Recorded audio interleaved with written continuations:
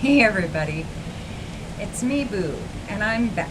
Like I said, on vacation in Hawaii, enjoying the heck out of myself. I want to give you a little panoramic view of what I see outside of my door. I don't know if my crappy camera will catch it, but the ocean is right there, and it's lovely. And yes, we've been snorkeling like crazy, having a blast. We'll be heading off to the Big Island on Saturday. So we're only here for a few more days on Kauai. Anyway, I promised J-Love that I was going to talk about one of these days, Spiritueuse Double Vanille, because he turned me on to it, and I love it. And the other one I'm going to talk about is Tonka Imperiale, also by Guerlain. They're both Guerlain. The first one I was going to talk about is Spiritueuse. And honestly, Spiritueuse on the top notes is not my favorite because it has kind of a pencil shaving note to it. It reminds me, that pencil shaving note reminds me of Ombre Sultan. Crap, it's escaping me who that's by, but who cares? I don't like it anyway. But when Spiritueuse Double Vanille dries down, it becomes much more sweet. And it reminds me just a little bit of Established Cognac by Kriegler because it has that boozy note and it's dry and vanillic. And it doesn't have the apple note. And I don't even know if Kriegler actually has that apple note. But I really related Kriegler Established Cognac with taking an apple branch and putting it on a barbecue, that smoky, woody, sweet kind of smell. Well, Spiritueuse has that same flavor to it, except for it doesn't have an apple. It just has that woody, that dry, woody, not exactly smoky, but not, it is kind of smoky. I don't know how else to describe the middle notes other than it really reminds me still of putting a branch on a fire, a sweet wood on a fire, not necessarily apple, but maybe a maple branch or something on a fire, a real dry branch though. And when it dries down though, it stays dry, but it gets, like I said, it gets sweeter and richer, and it loses that boozy effect. And I'll tell you what's in it real quick, because I'm going to make this a really quick one. People say it smells similar to Gloria by Cacharel, Arabian Amber by Aluminum, or Eau de Beau by L'Occitane. And I have Eau de Beau, and I think Eau de Beau is much sweeter and much moister than Spiritueuse, because Spiritueuse is really dry to me, in my opinion. And then also the other one, oh, I was going to tell you what's in it. Sorry, I'm distracted. Imagine that. Spiritueuse was established in '07. Notes are pink pepper, bergamot, incense. Middle notes are ylang ylang, cedar, Bulgarian rose, and jasmine. Base notes are benzoin and vanilla. And, you know, honestly, I don't get any flowers. I don't get the rose and the jasmine, really. It really smells resinous and vanillic to me for the most part. I don't get a lot of incense. Maybe some pink pepper, definitely cedar, and benzoin and vanilla. I get all of those, but I'm not sure about the rest of them. Oh, but I do love it. I just absolutely love it, and I've been wearing it and getting compliments here in Hawaii. Like I told you before, I don't think a lot of people have smelled some of this stuff, and I think I'm right, because I've been asked several times by people what I was wearing on different fragrances. Yesterday, or first day I was here, I wore I Left New York for All by Bond Number 9. Got mass compliments on that. I mean, I only wore it after we landed. I put it on, and it was maybe only 2 hours we were out and about before we were in the hotel room and to bed. We were beat. And I bet you, gosh, I don't even know how many compliments, but there was several compliments I got on it. Day 2, yesterday, I wore Lovely Patchouli by Kriegler, and I got 2 compliments on that one. Most of these have been by women. You know, men just don't approach me. So the other one I was going to talk about was Tonka Imperiale. This is sweeter, in my opinion, than Double Vanille, and it's oilier.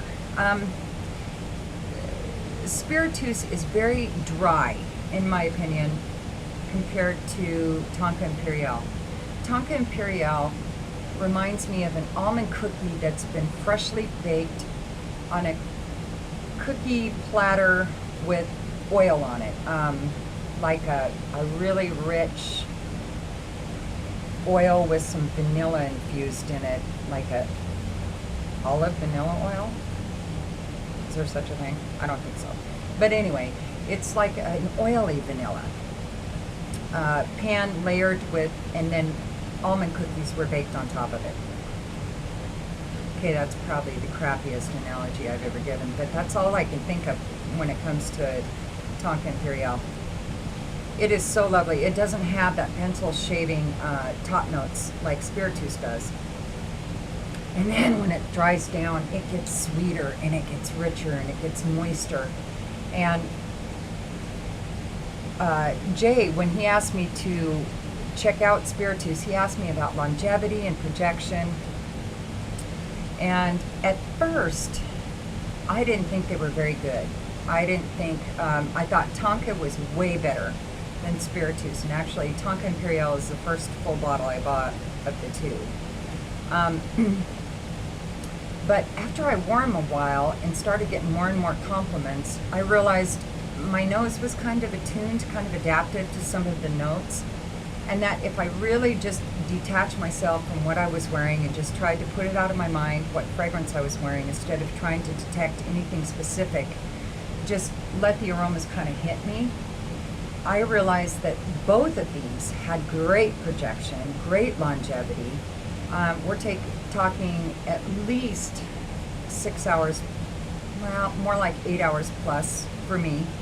Hot weather, awesome. Projection is great. I just got really adapted to the smell of some Tonkas and vanillas for a while.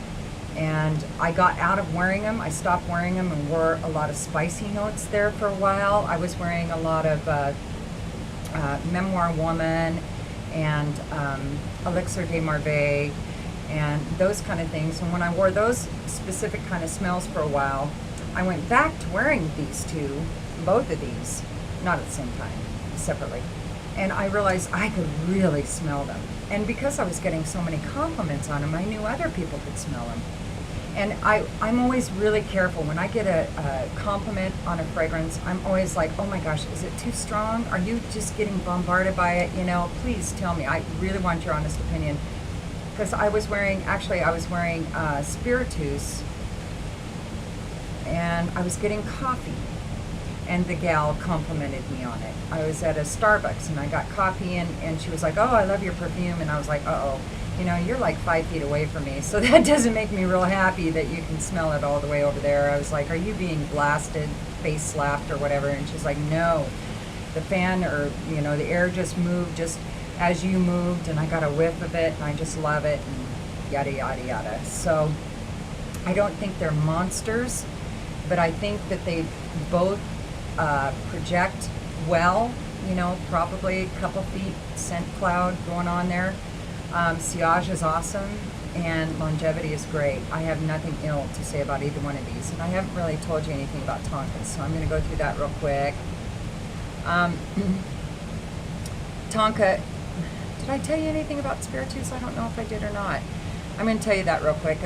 Pink pepper, bergamot, incense, ylang ylang, cedar, Bulgarian rose, and jasmine. Base notes are benzoin and vanilla. I think I already told you about that. So I'm going to go with Tonka here, and 2010 is when it was launched. Key ingredient is Tonka, duh. Composition encompasses Tonka, rosemary, spices, white honey. Oh, white honey. Oh, now that makes some sense. Yes, you definitely smell the honey. That was, you know, I think you smell it more on the dry down than you do on the top notes. But when I just read now white honey, I was like, oh man, I remember that as soon as I sprayed it. But it becomes even stronger, the honey and the vanilla and almond as it dries down. Woody notes, amber, and tobacco. Now, honestly, I don't smell a whole lot other than almond, vanilla, honey, and a few spices and tonka, of course. But I was under the, and woody notes. I was under the impression that tonka and almonds had very similar smells. If I'm incorrect, please correct me. Anyway, this one is, the tonka is much more, gosh, I don't want to say moist. It really smells oily to me, but that has a negative connotation to it, so I'm not sure if that's really the best word to describe it. But anyway, I totally recommend both of these. They're fabulous fragrances in the hot weather and any weather. I think they're awesome.